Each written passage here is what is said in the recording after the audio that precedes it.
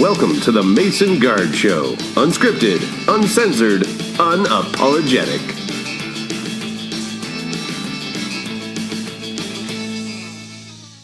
Hello, Internet. Welcome once again to the Mason Guard Show. I'm Scott Mason. And I'm Ed Guard. And we're back this week with another installment of Hardcore Top 5. And I know I've said this before, but I'm actually really excited about this one. After the negativity that was the elevator episode, we get some positivity. And this week we are going to be talking about the best friends you could possibly have in film and television. That's right. The people who you would love to spend some time with or just have in your life.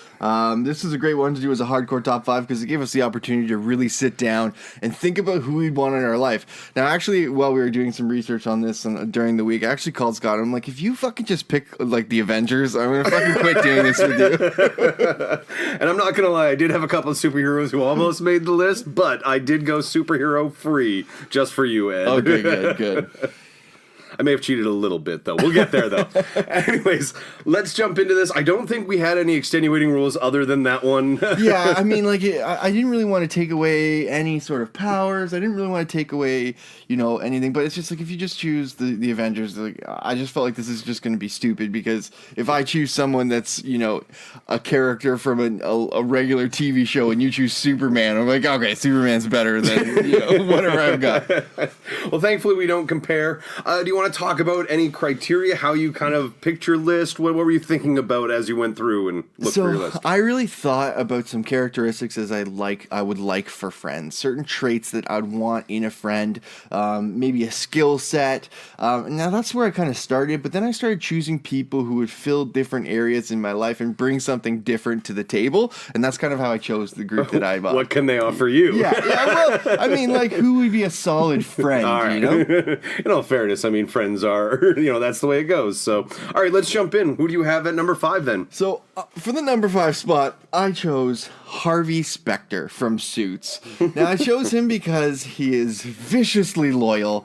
He's brings, a skill set of understanding the law and business, and he's just a creative problem solver. Yep. And I thought he'd be a good person to have on your speed dial if anything ever went wrong. Yeah, absolutely. Like, if you ended up in trouble, who do you want on your speed dial? Harvey Specter. Harvey Specter, not a bad pick, smart guy, absolutely. Yeah. I can see that, yeah. Girlfriend loves Suits, so I've seen my wife loves Suits one. as well. I think she loves Harvey Specter, and I think maybe she's manipulated me to choose this guy just to get her into her life somehow. She helped you with this list, didn't she? All right, pretty good pick, but I think I have a better one. Again, thankfully, we're not arguing this. Mine is Hoban Washburn, also known as Wash from the television series Firefly. Okay, tell me why he would be the best friend to have. I mean, it's pretty natural. He is absolutely the funniest person on the ship, so he's always going to keep you entertained. He has a really good spirit. Like, he's a very selfless person. He's loyal. He's a great pilot or a driver. Comes with free toy dinosaurs. And access to a spaceship, I guess, right? Yeah. And access to a spaceship. I'm also going to mention, of course, he has a badass wife who will keep us safe because we're both big giant wimps. So having her, Zoe, on the side will definitely help it. And he's the kind of guy who will just, say what you want to hear. Like, Kaylee asked, is she pretty? And he responded with, were I unwed, I'd take you in a manly fashion because you're pretty. Question, doesn't he die? Yes, but for the purposes of this, I was going to try to leave this spoiler free, but for the purposes of this, I'm assuming he's alive, still driving that ship, still playing with dinosaurs, and therefore would make an excellent friend. All right, great choice. I can't lie. Anyone that has access to a spaceship, I guess automatic points. Bonus points there, right? Okay, so who did you have at your number 4 spot? All right, so I figured we couldn't do a list about best friends without including man's best friend. Fair enough. So I had to stop and think of all the dogs out there, who would I want as my best friend? And I landed on Baxter from Anchorman. I mean, Baxter's fantastic. He's a border terrier who will border on tearing a hole in your heart so big that he can just snuggle right in there. And that's my bad pun for this episode. Oh, that's terrible. But doesn't he also die? No, no. He lives through the does bridge he? incident, Okay, right? all right, yeah. Yeah, I mean, not only can he speak Spanish, he survives being booted off the bridge, but the man can eat a whole wheel of cheese. That's Not just even- impressive. I'm not even mad. He's like a little miniature Buddha covered in hair. Like, I mean, Okay. Baxter is absolutely one of the best. Always finds his way home. I think really the only downside of Baxter is he may poop in your refrigerator.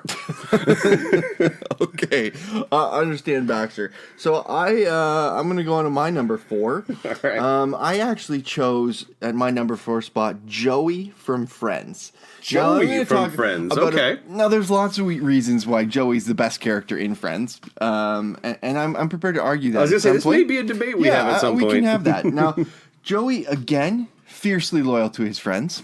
No argument there. Maybe not very bright, I'll give him that. But there are a few particular items that I want to call out from his time on Friends. Okay. Number 1, when Chandler and Ross were being bullied, he offers to deal with it for them. True. You know, so he stands up for his friends. He set Phoebe up with her husband. You know, he made good. He was a good, matchmaker. And lastly, and I know there's among other things here, but when Phoebe was pregnant and a vegetarian, she started craving meat. Mm-hmm. He vowed to give up meat and allow her to eat meat so she could maintain her vegetarian status quo. So the same amount of meat would be consumed. The earth meat consumption ratio Knowing would he's an balance out. Italian man and would have a natural love for meat, that's a big commitment. That is a truly noble sacrifice. That is a good, solid friend. That And is I mean, absolutely fair. among, making sure that he's telling his friends anytime he sees something dodgy or doing things for them constantly, because he's constantly involved with them. He shows true emotion anytime anything changes or people want to leave his life. He loves them. I think he'd be a great and loyal friend. It's a fair argument, I think, unless you're Ross and the whole Rachel thing, but, that's an argument, I think, again, for another day. Yeah, that's fair. But still, I think he is a solid choice of the Friends group. All right, sounds good. I am looking forward to our one-day fabled showdown of Chandler versus Joey on who's the best friend then. Why don't you roll right into your number 3? Okay, for my number 3 spot, I chose something that may be a little bit abnormal, but I chose Bumblebee from the Transformers Oh, nice. to be my best friend car. All right. Now, is this Bumblebee from the Transformers movies? Bumblebee from the new... I'm going to wrap movie? it all up, because interesting, the new one, have you seen the new movie yet? I haven't. I was about to watch it today, but got distracted. So it really fits with that movie. It doesn't interfere with that storyline at all. Same which is Bumblebee. great. Okay, Same okay. Bumblebee. Oh, cool, It's cool. not- yeah, I which thought is it was interesting. a new thing. Okay, interesting. Even at the end, you know how he's like the Beetle in that movie? Right. You've probably seen. Yeah. At the end of that, he turns into the Camaro. Okay, and so, that- okay, all right, nice, Yeah, it's okay. cool. But it was actually an okay movie. If you haven't seen it yet, check it out. Yeah, so I chose Bumblebee because, again, having a giant Transformer friend would be great in case anything Yeah. popped off. Also, having a self-driving car would be amazing. And Bumblebee's just funny and, he's just sort of engaged with the people he's involved with. So Yeah. I thought Bumblebee would be a great one. I also considered Kit from Knight Rider for this spot, but Bumblebee is obviously just the I'm sorry, superior Michael. option. Yeah, no, Bumblebee is definitely the superior pick. Of the Transformers in those early movies, I don't think I saw all of them, but Bumblebee even was still the best part of even the bad movies. Yeah, so. he's the best part of that story. I'm not talking about the original Transformers because some of them are dope, but of the most recent Yes. Transformers, Bumblebee's the best. Nice. I did not see that pick coming. I like that, though. That's a good one. All right. So for my number 3, I am going with someone that we have featured on our Does It Hold Up, Mr. Ferris Bueller. Ooh. So, I mean, obviously, if you've heard our Does It Hold Up episode, we talk about how good of a friend Ferris is. He saw his friend having a really tough time and decided to go out of his way to give him an unforgettable day, He gets away with things that no one else can, gets into the fancy restaurants and the baseball games and all that crazy stuff, and, puts on a hell of a show along the way. You might get wrapped up in a Thanksgiving Day parade or whatever that is. Plus he's going to teach you, think about this, that's just one movie's worth. This guy is going to teach you the art of deception. You're going to learn so much from Ferris Bueller. I honestly like to think that, Ferris Bueller grows up to be like a spy or something, you know? Like, right now, Ferris Bueller is, you know, convincing some Russian maitre d' that he's Anatoly Fedochenkov, you know, the Borscht King of Moscow. As part of some giant subterfuge. That's what I figure he grew up to be. And I figure that's a pretty good ally to have on your side. So, normally I would totally agree with this pick. But after we did this review of this movie, I almost feel like Ferris is kind of a dick. You know, I wonder if he pushes his friends too far, he pushes the boundary. After I found out about the deleted scenes where he steals the money from his dad. Deleted scenes we're talking about here, also, though. was it you who I was talking to about the Groundhog Day theory? Yes. Okay, so there's a new theory on Ferris Bueller that Ferris Bueller's actually experiencing Groundhog Day, so he's reliving the same day over and over, and he's that's how he can get perfected away all with of all those of it. things. That's how he manages to get all of those things into his life, which I found was an interesting one. Just a theory, though, so based on what we know and have factually in a movie, I am going with the super spy Ferris Bueller. Fair enough. I'll accept that. This is your list, and I'm not going to interfere. So what did you have as a number 2 spot? All right, so number 2 is where I maybe blur the lines a little bit with superpowers, but I think it's going to be really hard to argue the Doctor from Doctor Who. Oh. Right? Do I even need to explain why the man can travel through time and space? I mean, you go visit the end of the world, see Vincent van Gogh before he got famous, you could meet the Ood or the face of Bo. Like, there's so many amazing adventures you'd get to go on with Doctor Who. Who hasn't wanted to travel through time? Here's the chance with the added benefit of space on top of that. Plus, here's my big plus. You can go back and undo some mistakes from your past. Right? Oh, that is a big plus. You know, I go back, get rid of that Domino's tattoo that I got to get free pizza for a year, or stop asking out Ashley Proctor in the 7th grade, or never pay money to see The Last Airbender in theaters. So many things I could fix. Wait. Ashley Proctor. No, I'm just kidding. The Domino's tattoo? Is that a real thing? No, it's complete bullshit. Okay. All right. The other two are actually true. It's like 2 truths and a lie inside our top 5. The Airbender was shit, though. No, of course. Okay. Who do you have number 2? Good choice. I just want to say, I mean, I'm not a huge Doctor Who fan. I haven't watched all of it.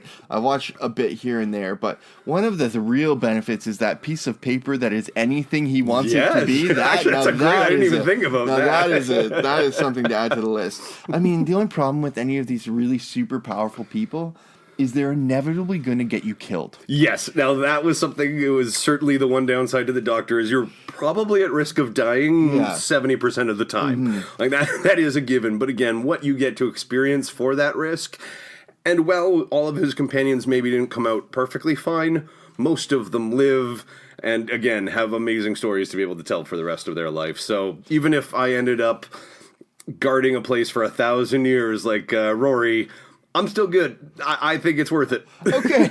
All right. Okay, I can see that. Yeah, bring on your number 2. Who you got? My number 2 spot might be questionable, but okay. I chose Leslie Knope from Parks and Recreation. Leslie Knope? Oh my God, I love this. Please tell me why. Please. I find that Leslie Knope's intenseness and the way that she treats her friends would be endearing.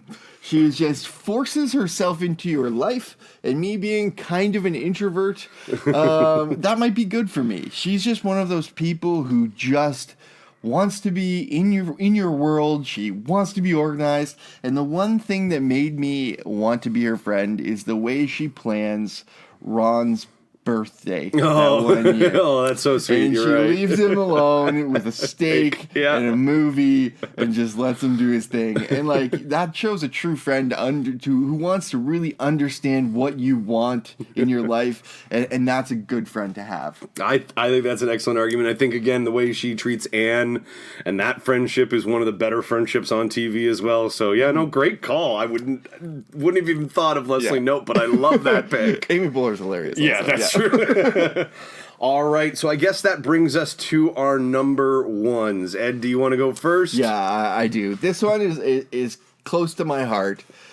I grew up with this, so I went a little bit outside of our normal, and I went with a comic book. A comic book character, okay. And I went with Hobbs from Calvin and Hobbes. Oh, warm my heart, Edward. Hobbs? That's right. So Hobbs is an incredibly loyal friend who's up for anything. He may be imaginary, but if there's a chance that he's just a giant tiger who hangs out with you and wants to cuddle, how do you not want him as a best friend? You know, Calvin Hobbes is amazing. Like, if you've read, I've read the whole thing. Yep. And recently, there's actually, I don't know if you've come across this, but on Reddit, someone wrote the end of Calvin's life where he passes Hobbes on. If you ever want to cry, just look that up. You'll find it.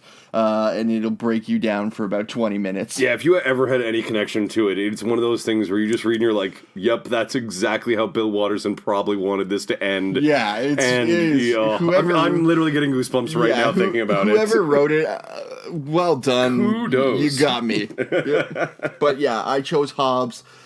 I loved Calvin and Hobbes as a kid, and it's still great. It's something I want to share with my children as they get older. I chose Hobbes as my number one spot. Beautiful pick. Beautiful pick. All right, for my number one, I've got someone I think wraps up a lot of what my other people offer, as well as I think some of what your guys offer. And I'm talking about Marshall Erickson from How I Met Your Mother. I mean, he is the best friend in that show. That's what he's supposed to be, but man, does he play that perfectly. This guy's going to take you on great adventures like Doctor Who, the best burger in New York, the road trips to Gazzolas, the Basque Ice Ball games in Minnesota, right? You've got all of that stuff. He's funny. Added benefit, just like Harvey Specter, he's a lawyer, which is, again, super handy to have, right? He lawyered. I think even just to settle debates, he'd be useful to have on. We could bring him in, he could judge our on-the-spot top fives and tell us which one of us has the better argument. As you said, Marshall, I kind of ran through it in my head, and I didn't really know where you were going to go with this, and as you're making your points, you know what? That is a solid choice. He really is good. The only good person in that show. Yeah, he's absolutely the best person. And again, not just to Ted, obviously Lily, of course, but, he introduced Robin to the Hoser Hut. He went through that bro code front to back to front, trying to find a loophole when Barney slept with Robin. Yeah. He was just a good friend to every single one of them. He was the best person on that show. So, again, other than the time travel thing, he's basically every other pick wrapped up into one, man. Marshall Erickson, number one. And Slaps Giving, right? Slaps Giving. Some of the greatest episodes are around that slap bet. Solid picks today, man. Good job. Very well, yeah. Again, someone's I would not have thought coming from you, but I love it. Hobbs took me by surprise. I really went the other direction of just choosing the Avengers, I challenge you to think outside the box on this one, and I'm proud you really did on this. So, well done, Edward. Yeah. All right, guys. Who did we forget? Who would you want to have as a best friend in your life? Let us know somewhere on the internet. All the links to our stuff is down below. Please don't forget to subscribe, like, comment. Every little thing helps us out, guys. We appreciate everything you do. Thank you once again. I'm Scott Mason. And I'm Edgard. And we'll see you in the next one.